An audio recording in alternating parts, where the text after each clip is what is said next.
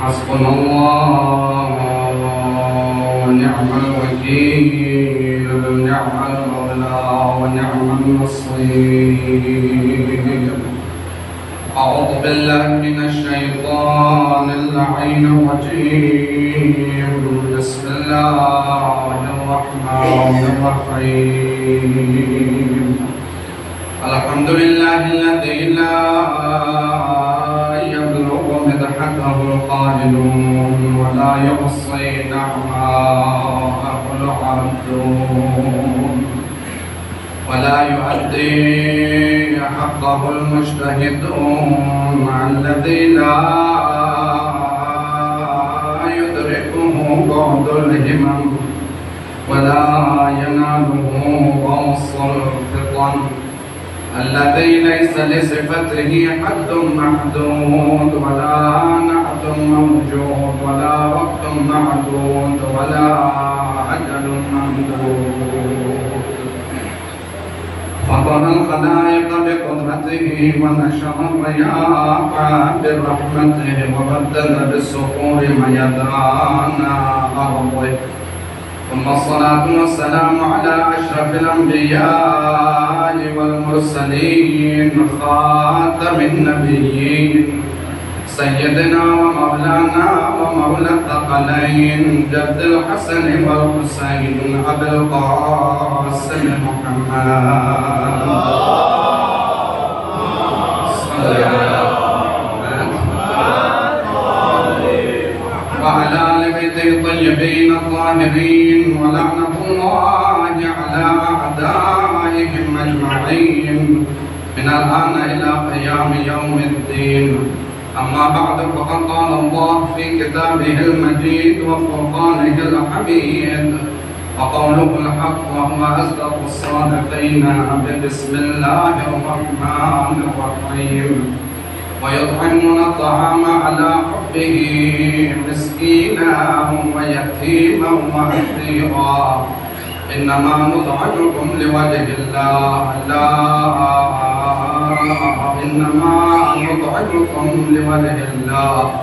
إنما نطعمكم لوجه الله ولا جزاء ولا شكورا. درود پڑھیے.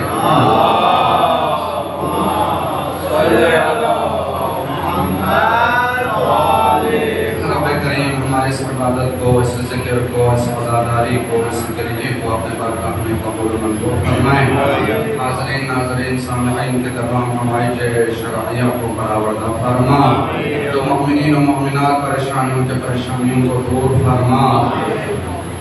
عزائے امام حسین علیہ السلام نے عزاداران مظلوم کربلا مصروف عزا ان تمام عزاداروں کی جان و مال و عزت و آبرو کے حفاظت فرما.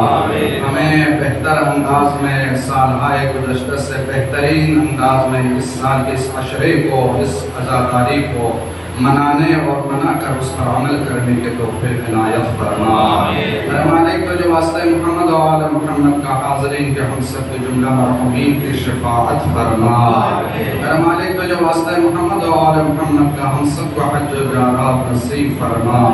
جو مؤمنین و مؤمنات سالہائے گزشتہ اس فرش عزا پہ ہمارے ساتھ پر تشریف مصروف عزا رہتے تھے، آج نہیں ہے.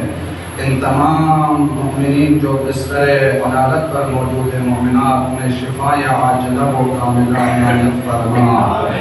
مالک تو جو واسطے محمد و آل محمد کا اس دنیا سے ظلم و جور کے خاتمے کے لیے یوسف زہرا انجے عالم بشریت حضرت حجت ابن الحسن کے ظہور میں تعجیل فرما. اولیت دعا کے لیے مل کے بلند ترین صلوات.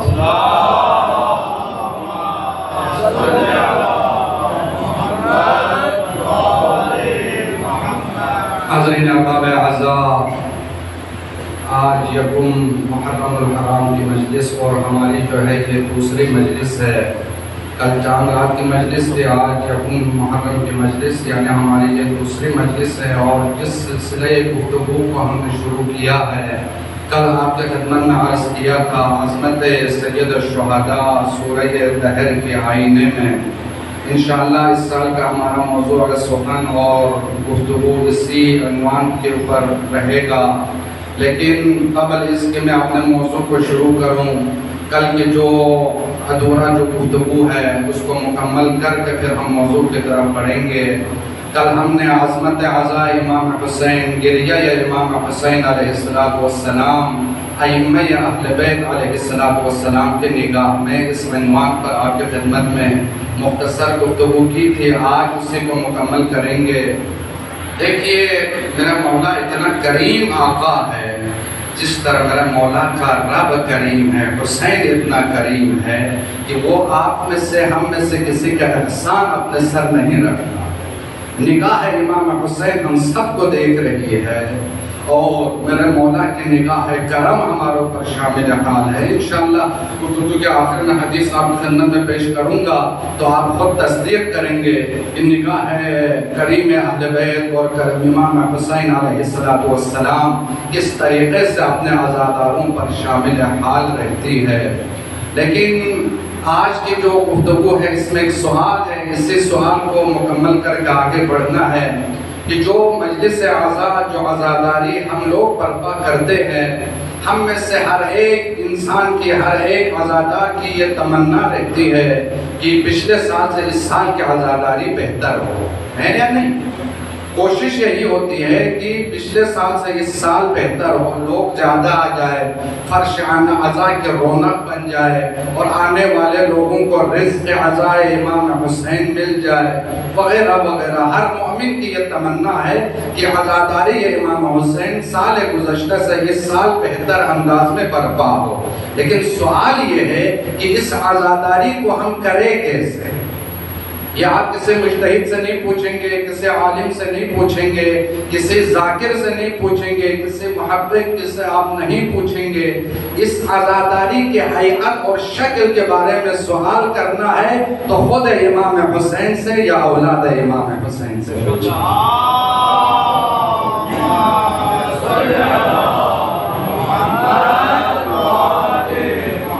میرے مولا کہ اپنی اولاد سے آپ پوچھیں گے، فرزند رسول ہے میرے مولا بتائیے ہم عزادار ہیں، عزاداری کرنا چاہتے ہیں، گریہ کرنا چاہتے ہیں، فرش عزا کو بچھانا چاہتے ہیں، امام حسین کے غم میں غمگین ہونا چاہتے ہیں، آخر اس کی ادب اور اس کا طریقہ اور ہیئت کیا ہوگی؟ میرے مولا آپ کو بتائیں گے۔ میرے اور آپ کے 8ویں امام، امام رضا علیہ السلام،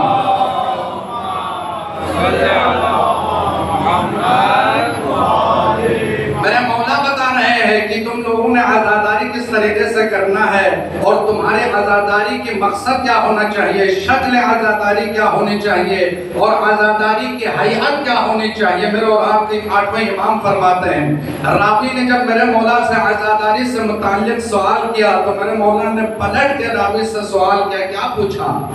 اتجلسون وتحدثون، کیا تم لوگ مجلس برپا کرتے ہو؟ عجب جملہ ہے، مولا کے حدیث ہے، اتجلسون وتحدثون، کیا تم لوگ مجلس برپا کرتے ہو اور اس میں ہمارے ذکر کرتے ہو؟ راوی نے جواب دیا، کیوں نہیں فرزند رسول، جب ایام عزا قریب آتا ہے تو ہم اہتمام کرتے ہیں، باقاعدہ جو ہے اہتمام کے ساتھ فرش عزا ہم لوگ بچھاتے ہیں، اور اس میں آپ لوگوں کی فضائل بیان ہوتی ہے اور آپ لوگوں کے مصائب بیان ہوتے ہیں اور لوگ گریہ کرتے ہیں۔ سنیے، جس کے بعد مولا کا جملہ ہے آپ کو جگانے کے لیے اور آپ کو اپنی حیثیت معلوم کرنے کے لیے کافی ہے۔ کیا فرمایا مولا نے؟ عجب جملہ ہے، رحم اللہ من احیا امرنا، خدا رحم کرے ان لوگوں پر جو ہمارے امور کو زندہ کرتے ہیں۔ اللہ، یہ جو عزاداری ہے یہ امور آل محمد ہے، یہ جو عزاداری ہے تمنا آل محمد ہے، یہ جو عزاداری ہے تقاضائے ائمہ اہل بیت ہے۔ کیا فرمایا؟ رحم اللہ من احیا امورنا، خدا رحم کرے ان لوگوں پر جو ہمارے عمل کو زندہ کرتے ہیں۔ اور یہ جو عزاداری ہے امر ائمہ اہل بیت علیہ السلام ہے، جس کی بنیاد شام کے زندان میں سیدہ زینب سلام اللہ علیہا نے رکھی ہے، اور اس کی جو آج کی بانی ہے وہ میرے اور آپ کے 12ویں امام سرکار امام زمان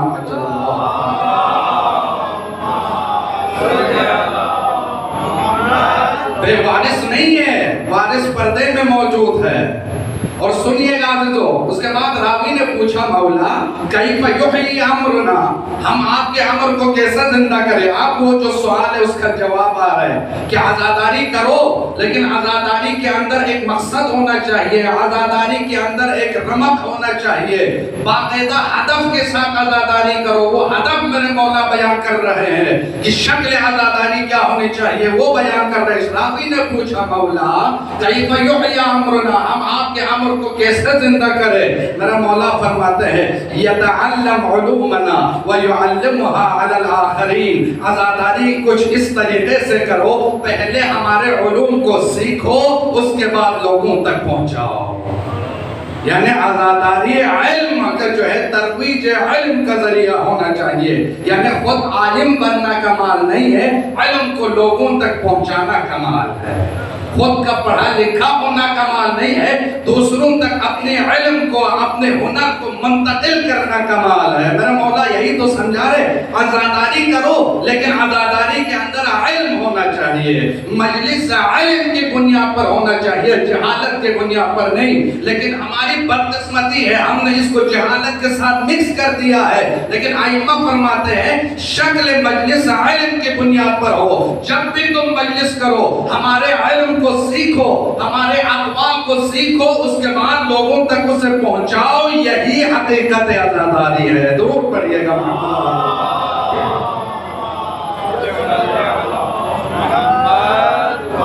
اگلا فقرہ اس سے بھی خوبصورت ہے۔ جب تم ہمارے کلام کو سناؤ گے، ہمارے احادیث کو یاد کر کے، ہمارے مقصد کو زندہ کرنے کے نیت سے جب لوگوں کو ہمارے کلام تم سناؤ گے تو اس کا نتیجہ کیا نکلے گا؟ آٹھویں امام فرماتے ہیں فَإِنَّ النَّاسَ، درود پڑھیے گا محمد وآل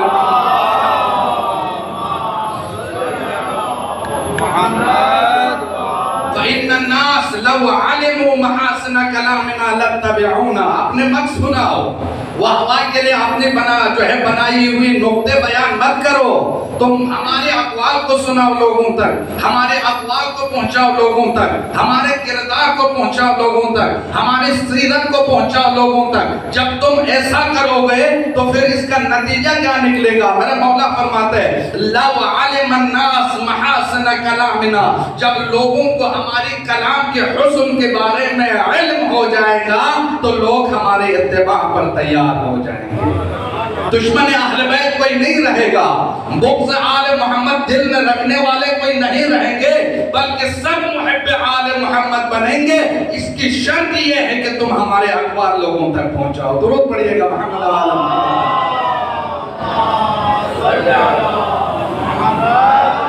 جب تم ایسا کرو گے، اپنی نہیں سناؤ گے، واہ کے خاطر جو ہے اپنے ریٹنگ بڑھانے کے خاطر تم جو ہے نقطے والی الفاظ بیان نہیں کرو گے، اقوال ائمہ بیان کرو گے اپنے عزاداری کے اندر، جب تمہاری عزاداری کی بنیاد علم پر ہوگا تو وہ عزاداری جو ہے نگاہ آل محمد محبوب ہوگا، آپ کا یہ عمل محبوب آل محمد ہوگا۔ یہ میں نہیں کہہ رہا ہوں، امام رضا فرماتے ہیں جب تمہارے عزاداری کی بنیاد علم پر ہوگا، انی احبها تلک المجالس، جس مجلس میں علم بیان ہو جائے ہم آل محمد اس مجلس سے محبت کرتے ہیں۔ جملہ اس کو سمجھئے، یہ حدیث ہے، تقریر نہیں ہے۔ مولا کیا فرماتے ہیں؟ تمہاری مجلس کی حیات کی تمہاری مجلس کی بنیاد علم پر ہونا چاہیے، علم کی ترویج کے خاطر تم مجلس کرو، علم لوگوں تک پھیلانے کی نیت سے تم مجلس کرو، یہ ہوا حیات مجلس۔ سنیے گا عزیزو، اب ذرا سا اور آگے بڑھاؤں، درود پڑھیے گا محمد آل محمد پر۔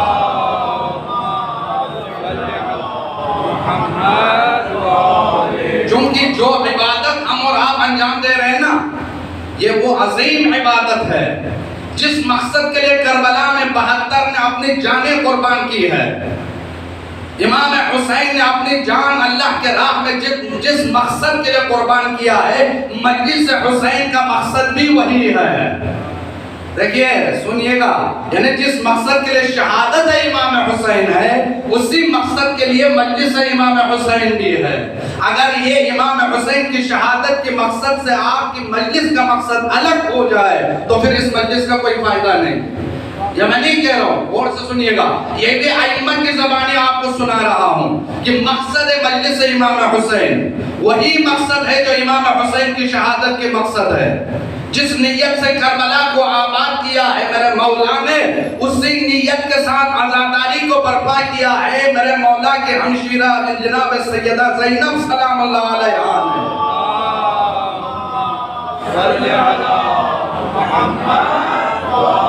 قربانی حسین کے دوسرے حصے کا نام مجلس عزا ہے۔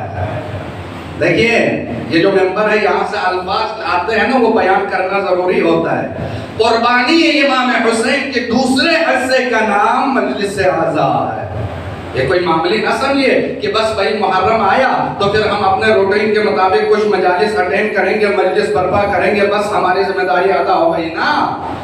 جو مقصد میرے مولا نے اپنے ذہن میں اپنے دل میں لیے مدینے سے مکہ اور مکہ سے کربلا پہنچے، وہی مقصد شام سے لے کے سیدہ زینب مدینہ پہنچی ہے، مجلس حسین کی شکل۔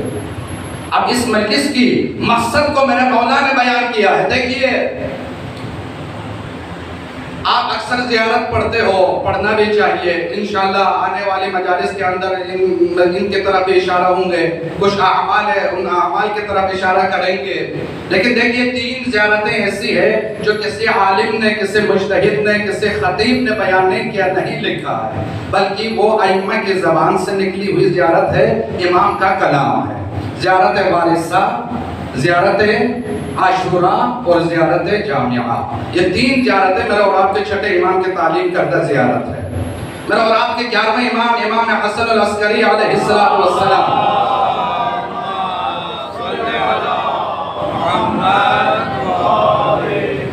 مولا فرماتے ہیں مومن کے 5 نشانیاں ہیں، ساری نشانی بیان نہیں کرنا ہے، ان میں سے ایک نشانی کیا ہے؟ وہ ہمیشہ زیارت جامعہ کی تلاوت کرتے ہیں، زیارت نام جامعہ۔ کیوں اس کے اندر یہ اتنی تاکید کیوں کی ہے امام نے؟ اس زیارت کے اندر مقصد قیام امام حسین بیان ہوا اور مقصد مجلس امام حسین بھی اس زیارت میں آپ کو ملے گا۔ کیا مقصد ہے؟ امام حسین کربلا کیوں آئے تھے؟ امام حسین نے قربانی کیوں پیش کیا تھا اللہ کے بارگاہ میں؟ اس زیارت کے اندر تفصیل کے ساتھ میرے مولا نے بیان کیا۔ کیا فرمایا؟ لِيَسْتَيْقَظَ النَّاسَ مِنْ جہالت وحیرت الضلالہ۔ اللہ اکبر، یہ مولا کا جملہ ہے زیارت ناحیہ کا۔ امام نے قربانی اس لیے دی تاکہ لوگوں کو جہالت سے باہر نکالے اور ظلمت سے ان کو روشنی میں لے کے آ کے کھڑا کر دے۔ یہ ہے مقصد قیام امام حسین۔ لِيَسْتَيْقَظَ النَّاسَ مِنْ ظُلْمَةِ الْجَهَالَةِ وَحَيْرَةِ الضَّلَالَةِ، جہالت کے ظلمت سے اور ضلالت سے انسان کو باہر جو چیز نکال لے آتی ہے وہ ہے مقصد امام حسین۔ وہ امام حسین کے قربانی کا نتیجہ ہے۔ امام قربان اسی لیے ہوئے تاکہ لوگ جاہل نہ رہے، امام نے اپنی جان اس لیے دی تاکہ لوگ گمراہ نہ رہے۔ یہ گمراہی کب آتی ہے لوگوں میں؟ جب ان میں علم نہ ہو، جاہل رہے تو وہ گمراہ ہوتا ہے۔ جب اس کی دامن میں علم کی چھینٹے جب پڑ جاتے ہیں تو وہ گمراہی سے باہر نکلنا شروع ہو جاتے ہیں۔ میرے مولا نے اسی مقصد کو اپنے ذہن میں رکھ کر جان دی ہے، کیونکہ لوگوں کے اندر جہالت تھی، جہالت کو دور کرنا عالم کے اوپر واجب ہے۔ زمانے کے عالم اور سب سے بڑا عالم کا نام امام حسین علیہ السلام۔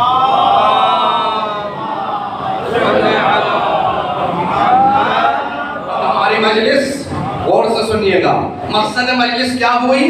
مقصد مجلس یہ ہے کہ جس میں علم بیان ہو۔ اب غور سے سنیے گا، اسی لیے عزاداری امام حسین میں کسی پر کوئی پابندی نہیں ہے۔ آج آپ دنیا میں کسی بھی درسگاہ میں جا کے دیکھیے، کہیں مذہب کے قید ہے، کہیں مکتب کے قید ہے، کہیں عقیدے کے قید ہے، کہیں عمر کے قید ہے، کہیں جنس کی قید ہے، لیکن یہ ایک مکتب ایسا ہے، ایک یونیورسٹی، یہ ایسی یونیورسٹی ہے مجلس امام حسین جس میں نہ عمر کی قید ہے، نہ اس میں جنس کی قید ہے، نہ اس میں مذہب اور ملت اور مکتب کی قید ہے۔ کوئی بھی آئے فرش حسین پہ یہاں سے رزق روحانی بھی لے کے جائے گا، رزق جسمانی بھی لے کر جائے گا۔ کوئی قید نہیں ہے، یہاں شیعہ آئے، سنی آئے، دیوبندی آئے، وہابی آئے، کوئی بھی آئے، مسلمان آئے، غیر مسلمان زمانہ ہے، لیکن یہاں سے فرش عزائے حسین سے اس کو رزق عزائے حسین ضرور ملے گا۔ اسی لیے ائمہ فرماتے ہیں کہ جب تم عالم بنو تو تمہارے علم کو محدود نہ رکھو، دشمن کو بھی سکھانا پڑے تو سکھاؤ۔ اللہ اکبر، سنا رہا ہوں تاکہ آپ جو ہے میرے ساتھ رہے اور قریب پہنچے اپنے منزل تک۔ دشمن کو بھی علم سکھانا پڑے تو سکھاؤ۔ کیوں؟ وہ تو تمہارے جان کا دشمن ہے بھائی، وہ تو تمہارے جو ہے اوپر بم بھی پھینکتا ہے، تمہارے اوپر حملہ بھی کرتے ہیں، تمہارے نسلوں کو ختم کرنے کے در پہ رہتا ہے، لیکن امام کیا فرماتے ہیں؟ انہیں سکھاؤ، علم دو ان کو۔ کیوں؟ یہ دشمنی کی بنیاد جہالت ہے، جب تم جہالت کو دور کرو گے تو وہ دوست بن جائے گا، دشمن نہیں رہے گا۔ اگر اعتبار نہیں ہے تو چلے میں ایک واقعہ سنا دیتا ہوں، درود پڑھیے گا محمد آل محمد پر۔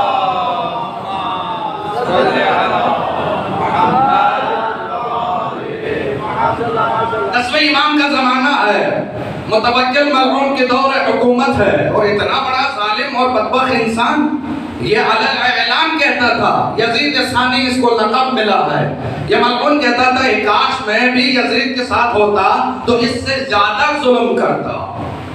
اس ملعون کا جملہ ہے متوکل کا۔ اس سے بڑا کوئی دشمن ہو سکتا ہے آل محمد کا، جس کا ارادہ یہ ہو کہ اگر میں کربلا میں ہوتے اس زمانے میں یزید کے ساتھ اگر میں ہوتا تو میں یزید سے زیادہ ظلم کرتا بنو ہاشم پر اور اہل بیت اطہار علیہ السلام پر۔ یہی وہ ملعون ہے جس نے کربلا میں ہل چلائے، مولا کے روزے کو مسمار کرنے کی کوشش کی، نہر کا پانی چھوڑا مولا کے روزے کی جانب، اور جو زائرین امام حسین ہیں ان کے ہاتھ پیر کاٹے اسی ملعون نے۔ جب جس کے بچوں کے تربیت کا وقت آیا تو اس نے ابن سکین کو بلایا، اپنے زمانے کا مشہور عالم اور محب اہل بیت، دوستدار امام علیہ السلام، اور امام جو 10ویں امام کا صحابی ہے ابن سکین، اور بڑا عالم ہے، اور اس سے بڑا کوئی عالم اس زمانے میں غیر معصوم میں نہیں ہے۔ متوکل نے اس کو بلایا اور اپنے بچوں کے تربیت کے پیشکش کی ابن سکین کو۔ ہم اور آپ ہوتے تو کیا کرتے؟ ہمارے پیر زمین پہ نہیں رہتا نا، کیونکہ ایک بادشاہ ہے بھائی، ایک سلطنت کے جو سربراہ نے بلایا ہے اور اس نے اپنے بچوں کی تربیت کی ذمہ داری مجھے دی ہے تو ہم کتنے خوش ہوتے۔ لیکن یہ امام کا پروردہ تھا، کیا کہا؟ مجھے سوچنے کے لیے وقت چاہیے، جب مجھے وقت ملے گا میں سوچوں گا پھر تمہیں جواب دے دوں گا۔ اگلے دن امام کے پاس آئے، دوڑے چلے آئے، کہا مولا ایک مشکل میں پھنسا ہوں، جو آپ کا سب سے بڑا دشمن ہے متوکل ملعون نے اپنے بچوں کی تربیت کے لیے کہا ہے مجھے، جبکہ میں آپ کا محب ہوں، کہ وہ آپ کا سب سے بڑا دشمن ہے، مجھ سے یہ کیسے ہو سکتا ہے کہ میں اس کے دشمن کے اولاد کو میں قابل بناؤں اور اس کو میں پڑھاؤں؟ میرا مولا فرماتے ضرور پڑھاؤ۔ اللہ امام 10ویں امام کیا فرماتا ہے؟ ابن سکین ضرور پڑھاؤ، تمہیں پڑھانا بھی چاہیے۔ حیرت ہو کر پوچھا مولا آپ کا سب سے بڑا دشمن اس زمانے کا اور اس کے بچوں کو تربیت دے دوں میں، اور آپ اس کو قابل بنانے کی بات کرتے ہیں؟ مسکرا کے مولا نے ایک جملہ کہا، ابن سکین تجھے معلوم نہیں یہ ہمارے دشمن بنے ہی اسی لیے کیونکہ یہ جاہل ہے، علم ہماری وراثت میں ہے، اگر تم اسے عالم بناؤ گے تو ہمارے دوست بن جائیں گے۔ فرش عزائے امام حسین کا مقصد ترویج علم ہونا چاہیے، مجلس میں علم کی باتیں ہونی چاہیے، واہ نہیں چاہیے۔ آپ بھلے خاموشی کے ساتھ سنیے لیکن سوئیے نہیں، درود پڑھیے گا محمد آل محمد۔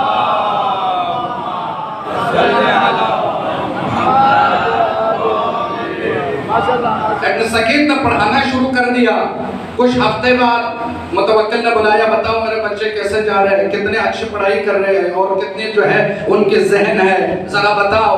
ابن سکین کہنے لگے بہترین پڑھائی کر رہے ہیں اور اچھے، ان کے دماغ بھی اچھے ہیں، ذہن بھی اچھا ہے اور حافظہ بھی اچھا ہے اور بہترین تربیت ہو رہی ہے۔ کچھ عرصے بعد پھر بلایا اور اسی کے بارے میں دوبارہ پوچھا۔ یاد رکھیے گا متوکل کو یہ خیال آیا، لیکن جو باب مدینۃ العلم کے وارث ہے وہ اپنے بچوں کو ٹیوشن بھیجنے کے بعد خواب خرگوش میں سویا رہتا ہے. بچہ پڑھ رہا ہے, نہیں پڑھ رہا ہے, بچہ کھیل رہا ہے, کود رہا ہے, بچے میں قابلیت آ رہی ہے, نہیں آ رہی ہے. ہم میں سے کسی میں یہ ہمت نہیں ہے جا کے اپنے بچے سے پوچھے. وقت نہیں ہے میرے پاس, آپ کے پاس اپنے بچے سے پوچھے. اس سے بڑی بدبختی اور کیا ہوگی. ہم اپنے پیسوں کے غرور میں مگن ہے. بھائی میں نے فیس پے کیا ہے, اب کوئی مسئلہ نہیں ہے, بچہ پڑھے یا نہ پڑھے, بچہ قابل بنے یا نہ بنے. نہ عزیزو, اگر کسی سینٹر میں کسی معلم کے پاس اگر آپ نے اپنے بچے کو بھیجا ہے تو بار بار پوچھو, بچے کا امتحان لو کہ تاکہ تمہارے بچے کے اندر علم آ جائے, دشمن کے سب میں کھڑا نہ ہو, آل محمد کے محب بن جائے. پوچھا ابن سکید سے, ابن سکید جواب دیتے رہے. اس کے بعد ایک دن دربار سجا ہوا تھا, ابن سکید کو بلایا اس ملعون نے, متوکل نے. اس کے بعد پوچھا ابن سکید مجھے یہ بتاؤ, تم میرے بچوں کی تربیت کر رہے ہو, اب میرے بچے قابل ہو گئے ہوں گے, اب یہ بتاؤ حسنین زیادہ جو ہے بڑا ہے یا میرے بچے زیادہ بڑے ہیں؟ یہ دیکھیں دشمن کا سوال ہے. یعنی علم میں, قابلیت میں, عظمت میں تمہارے نگاہ میں یہ بتاؤ حسنین شریفین کریمین زیادہ بڑا ہے یا میرے بچے؟ اب ابن سکید سنیے گا, خاموش رہنے کے لیے کوئی حد ہوتی ہے. ابن سکید کہنے لگے اب تک تو اپنے مولا کے فرمان پر میں خاموش تھا, اب یہاں عزت اہل بیت کا سوال ہے, اب مجھے خاموش نہیں رہنا چاہیے. ابن سکید نے پلٹ کے کہا یہ تو آج ان چند لوگوں کے سامنے بتانے والی بات نہیں ہے, کل پورے شہر کو بلاؤ, اپنے مجمع کو بلاؤ اور اپنے دربار کو سجاؤ, اپنے درباریوں کو خرگوش میں ہو. کیا ہو گیا ہے تمہارے وجود کو؟ دشمن خدا کی لعنت ہو. میرے مولا کے گھر میں ایک غلام پیدا ہے جس کا نام قمر ہے, تمہارے بچے اس قمر کی جوتیوں کے برابر نہیں ہے. جب غلام کے برابر نہیں تو آپ کو یہاں سے عالم بن کر اٹھنا ہے. اگر مولوی علم نہیں دے سکے تو اسے بدل دو, عالم کو لا کے ممبر پر بٹھاؤ, جاہل ممبر کے مستحق نہیں ہے. یہ علم ہے اور علم کے سمندر ہے, اور اس سے عظیم کوئی عبادت اس کائنات میں نہیں ہے. اور میں چیلنج کر کے کہہ رہا ہوں کتنی عظیم عبادت ہے وہ آپ خود اندازہ کیجئے گا کہ یہ اتنی عظیم عبادت ہے جس میں توحید بھی بیان ہوتا ہے, جس میں رسالت بھی بیان ہوتی ہے, جس میں امامت, نبوت, معاد, جس میں آدم کا تذکرہ ہوتا ہے, نوح کا تذکرہ ہوتا ہے, عیسیٰ و موسیٰ و ہارون جتنے انبیاء یا سبق ہے ان کے قصے بھی بیان ہوتے ہیں. اور اسی مجلس کے اندر معاویہ کا بھی ذکر ہوتا ہے, یزید کا بھی ذکر ہوتا ہے, فرعون کا بھی ذکر ہوتا ہے, نمرود کا بھی ذکر ہوتا ہے. اب میں آپ کو آسان لفظوں میں کہوں, یعنی جو مزاج قرآن کا ہے وہی مزاج مجلس حسین کا ہے. برای خوشنودی اجازه معصومین با آواز بلند صلوات.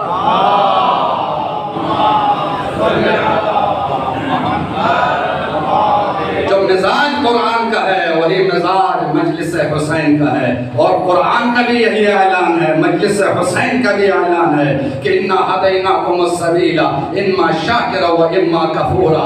ہم نے دونوں راستے تمہارے سامنے رکھا ہے کہ تم مجلس حسین میں آ کر عالم بن کر شکر کر کے, شکران نعمت کر کے حقیقی بندے خدا بن جاؤ, یا کفران نعمت کر کے ان لوگوں کے سب میں کھڑے ہو جاؤ. یہ تمہاری مرضی ہے.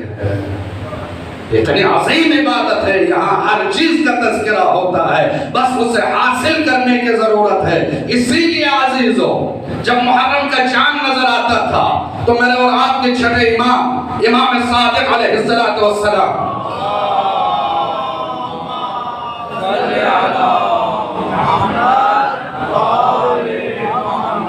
لباس صوب زیب و تن فرماتے تھے اور اپنے گھر میں مجلس کا اہتمام کرتے تھے.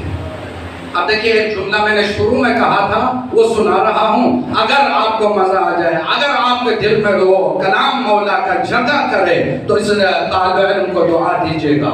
میرا مولا فرماتا ہے مجلس کا اہتمام کرتے تھے, باقاعدہ گریے کا اہتمام کرتے تھے. یہ ساتویں امام کی روایت ہے. اپنے پدر بزرگوار کی زندگی کا جو ہے, اپنے پدر بزرگوار کی سیرت بیان کرتے میرا مولا فرماتے ہیں کہ یہ ساتویں امام فرماتے ہیں اپنے بابا کی جانب سے یہ روایت نقل کرتے ہیں. امام صادق کیا فرماتے ہیں, یعلموا ان الحسین حی. اللہ ہے، ایک ایک جملہ جو ہے پورے آدھا گھنٹے کی تشریح چاہتا ہے، لیکن وقت نہیں ہے، میں ترجمہ کر کے ختم کروں گا کیونکہ مجھے اپنے موضوع کی طرف بھی بڑھنا ہے، ورنہ میں جو ہے اسی میں الجھا رہوں گا، موضوع پہ سے ٹچ نہیں کر پاؤں گا۔ کیا عظیم عبادت میں آپ بیٹھے ہو، اس عبادت کو پانے کے بعد خدا کے سامنے سجدہ شکر کرے عزیز ہو۔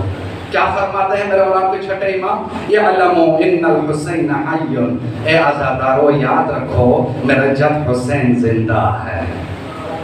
اس کی دلیل یہ ہے کہ لوگ جو کھینچے چلے آتے ہیں وہ مردے کے اوپر فرفتہ نہیں ہوتا، جو زندہ ہوتا ہے اس پر فرفتہ ہوتا ہے۔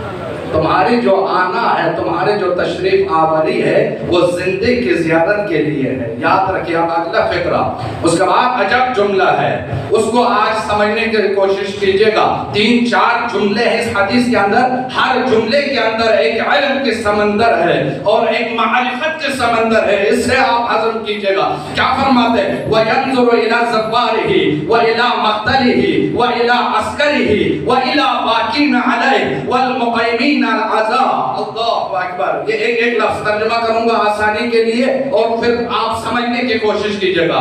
امام صادق کیا فرماتے ہیں؟ لوگوں یاد رکھو، جو تم فرش عذاب پہ آتے ہو نا، مردے کو تم رونے کے لیے نہیں آئے ہو، میرا جد حسین زندہ ہے اور زندے کی اس کاروان میں شامل ہونے کے لیے آئے ہو، میرے جد کی مقصد میں تم لبیک کہنے کے لیے آئے ہو۔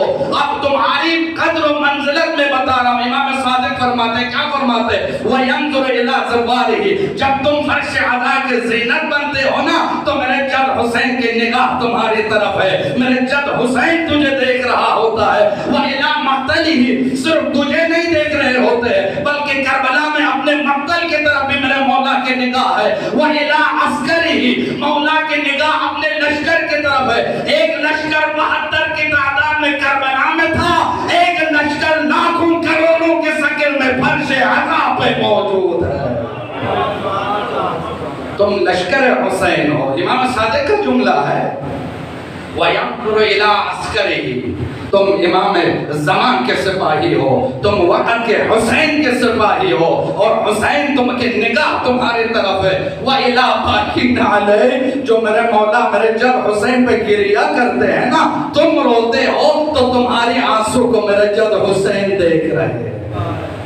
اگلا فقرہ کیا ہے؟ وَالْمُقَيْمِينَ الْعَزَاء، صرف رونے والے نہیں جو اس مجلس کے لیے اہتمام کرتے ہیں، فرش عزا کو سجاتے ہیں، عزاداری کی جو انتظامات کرتے ہیں، یعنی انتظامیہ کی طرف، منتظمین کی طرف اشارہ ہے۔ لوگ اپنے جسمانی تھکاوٹ کو بالائے طاق رکھ کر فرش عزا کے قائم کے لیے جتنے مال دم ہر لحاظ سے کوشش کرتے ہیں۔ کل میں نے رات دیکھا ہے ہمارے جوان اس عزاداری کے قیام کے لیے کتنی محنت کر رہے ہیں۔ عزیزو، تمہاری محنت کے لیے مجھے داد دینے کی ضرورت نہیں ہے، تمہیں صادق آل محمد داد دے رہا ہے، یعنی تمہیں صرف ہم نہیں دیکھ رہے، ممبر سے مولوی نہیں دیکھ رہا، بلکہ اس فرش عزا سے حسین کی نگاہ تمہیں دیکھ رہی ہے۔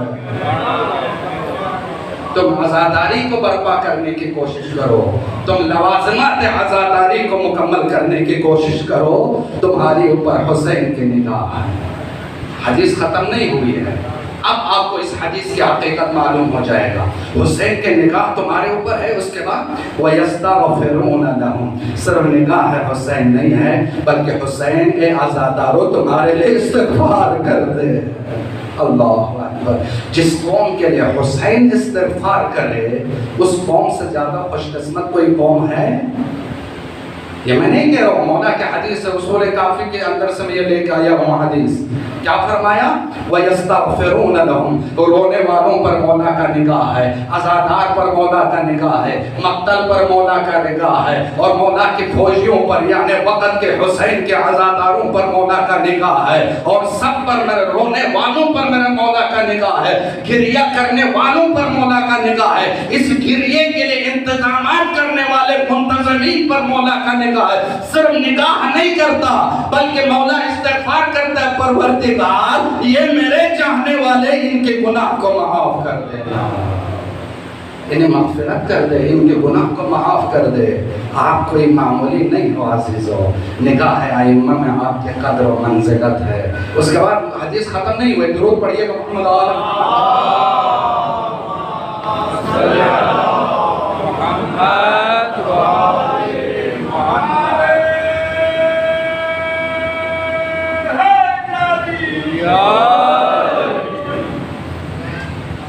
خود امام حسین استغفار کرتے. اگلا فقرہ عجب ہے. وَيَسْأَلُ جَدَّهُ وَأَبَاهُ وَأُمُّهُ وَأَخَاهُ اسْتَغْفَرُوا لَهُمْ. اب حسین کی نگاہ اپنے جد رسول خدا کی طرف ہے اور اپنے باپا علی مرتضیٰ کی طرف ہے اور اپنے مادر گرامی سیدہ کائنات کی طرف ہے اور اپنے برادر گرامی حسن مجتبیٰ کی طرف ہے. پہلے آپ کو دیکھتی ہے نگاہ حسین، اس کے بعد اپنے آبا و اجداد کی طرف، رسول خدا سے، علی مرتضیٰ سے، سیدۃ العالمین سے اور حسن مجتبیٰ سے میرا مولا مطالبہ کرتے ہیں کہ نانا آپ بھی میرے چاہنے والوں کے لیے استغفار کر لیجیے. اللہ اکبر.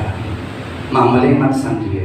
جو آپ گھر سے فرش اعضاء کے لیے نکلے ہو نا، اتنی عظیم عبادت ہے. کل میں نے 4-5 احادیث سنایا تھا، لیکن آج اس ایک جملے کو پورے عشرے میں اپنے دل پہ لکھ لیجئے گا.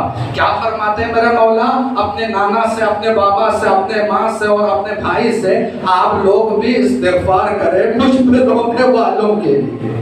اللہ اکبر. اس کے بعد اگلا فقرہ ہے امام صادق کا. لو يعلم الظاهر لباكي عليه لكانت فرحه اكثر من جزعه. عجب جملہ ہے. ایک جملے پر پورا آدھا گھنٹہ چاہیے. میرے مولا فرماتے ہیں اگر عزادار کو مکمل عزاداری کی عظمت اور ثواب کے بارے میں پتہ چل جائے تو وہ خوشی سے اتنا نہال ہو جائے، رونا بھول جائے. اللہ، اتنی عظمت ہے اس عزاداری کی. اور اگلا فقرہ میرا مولا کے کیا فرمایا میرا مولا نے؟ وَمَا يَقُومُ مِن مَجْلِسِهِ إِلَّا عَلَيْهِ ذَنْبٌ. یہ اس وقت تک اس مجلس سے اٹھ نہیں سکتے جب تک ان کے گناہ درخت کے پتوں کی طرح جھڑ نہ جائیں. اور یہ مجلس میں آنے کے بعد اس انداز سے مجلس سے کھڑے ہو جاتے ہیں جیسے لَوَلَدَتْهُ أُمُّهُ، ابھی اس کی ماں نے اسے دنیا میں تازہ زندگی دی ہو. یہ ہے مقام عزاداری، یہ ہے عظمت عزائے امام حسین. تو عزیزو، اپنے مجلس کو علمی مجلس بنائے. مجلس میں علم ہونا چاہیے، بنیاد مجلس ترویج علم ہونا چاہیے، کیونکہ ہم عالم کے ماننے والے ہیں، جاہل کے ماننے والے نہیں. ہم باب مدینۃ العلم سے وابستہ لوگ ہیں، جہالت سے ہمارا کوئی واسطہ نہیں ہے. عزیزو، جب بھی مجلس میں آ جائے، مجلس کے آداب کو ملحوظ نگاہ میں رکھتے ہوئے آئیے. گھر سے نکلے نیت کر کے نکلے. آیت اللہ بہجت علیہ الرحمہ نے بہت خوبصورت ایک جملہ فرمایا ہے کہ مجلس کے لیے جاؤ تو اس انداز سے جاؤ کہ تم کربلا جا رہے ہو، تم حسین کے ساتھ کربلا کے میدان میں جا رہے ہو. اور اس کے بعد ایک جملہ کہا، جب گھر سے نکلو تو لہو لعب ہنستے کھیلتے ہوئے مت آ جاؤ، بلکہ ایسے نکلو جیسے کسی پر غم کا پہاڑ ٹوٹا ہے. جیسے کوئی اپنے جوان بیٹے کے موت کے بعد چلتا ہے نا، تو مجلس میں جانے لگو تو اس انداز سے چلو تاکہ سیدہ کائنات تمہارے پرسے کو دیکھ کر خوش ہو جائے. اللہ، آج یکم محرم ہے نا، بس 2 جملے سن لیجئے گا اور آپ کی زحمت تمام ہے. جب حاکم شام کی طرف سے مدینے میں خط آیا کہ میرا مولا کو دربار میں بلایا گیا، مسجد میں تشریف فرما تھے، ظہر کے نماز کا وقت تھا. میرا مولا نے کہا میں دربار میں آؤں گا. رات کی تاریکی میں میرا مولا جب تیار ہونے لگے تو بہن نے بھائی کو دیکھا، تھوڑی سی سہم گئی. بھیا کہاں کا ارادہ ہے؟ ایک جملہ کہا، بہن زینب مدینہ اب رہنے کے قابل نہیں رہا. اللہ، یہ روایت ہے.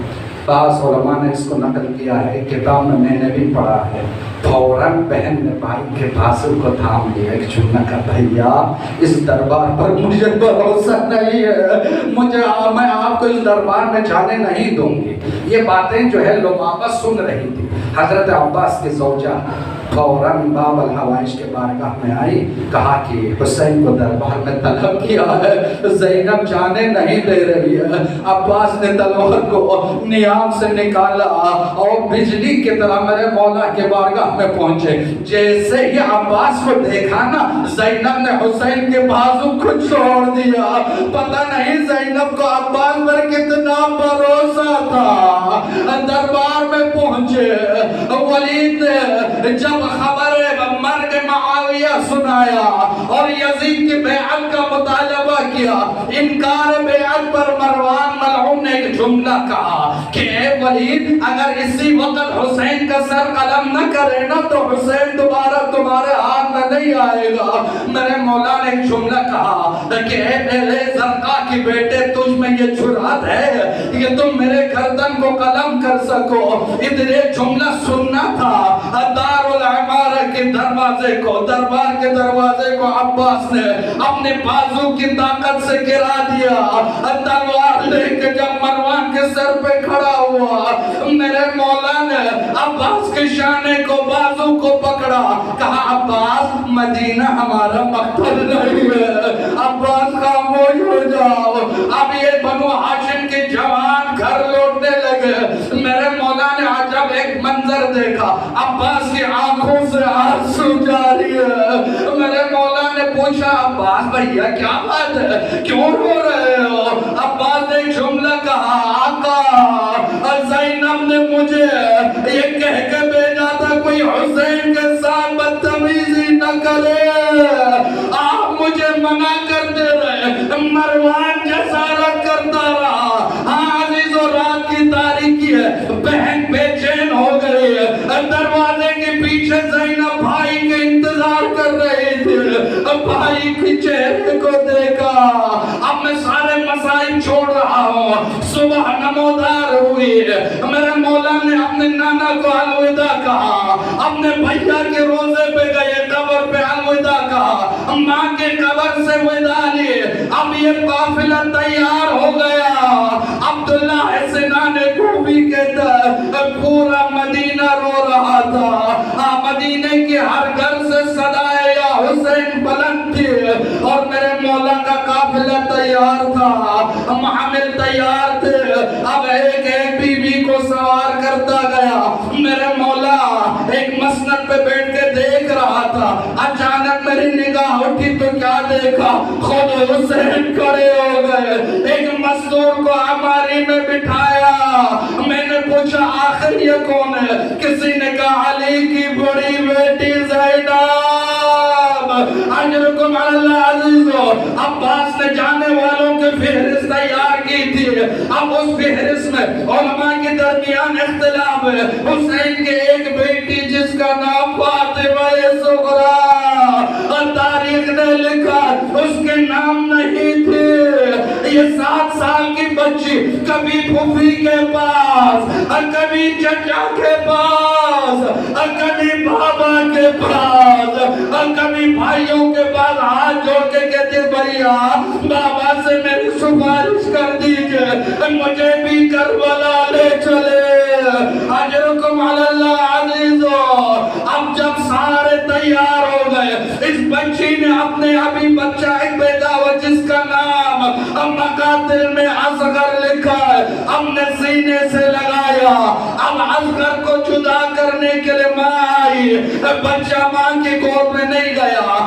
بھائی آیا, پھوپھی آئی, کوئی کسی کے پاس جانے کو تیار نہیں. صغریٰ اپنے جس بھائی سے گفتگو کر رہے, بھائیا تیرا شکریہ, اگر اکبر بھائی لے کے نہیں کیا تو کیا ہوا, میں تجھے اکبر سمجھوں گی. اگر قاسم بھیا مجھے لے کے نہ گیا تو کیا ہوا, مجھے تجھے قاسم سمجھوں گی. تیرے ساتھ مدینے میں اپنے تنہائی گزاروں گی. اتنے میں وقت کا امام آگے بڑھا. اب بچی نے بابا کو آتے دیکھا. عجب جملہ کہا, بابا اسرار امامت سے نہ بلائیے گا, اب بابا بن کے بلائیے گا. اگر اصغر آ جائے تو لے جانا, ورنہ میرے پاس چھوڑ جانا. میرے مولا آگے بڑھے. اصغر کے کان میں کچھ کہا. بچہ ہمت کے باپ کی گود میں آیا. بچی تڑپ گئی. پوچھا بابا آپ نے اصغر کو کیا بتایا؟ میرے مولا نے کہ جملہ کہا صغرا میں نے اصغر سے بتایا کہ اصغر اگر تم نہیں جائیں گے تو حرملہ کے تیر کے لیے تیرے بابا کا سینہ اجرکم علی اللہ اجرکم علی اللہ۔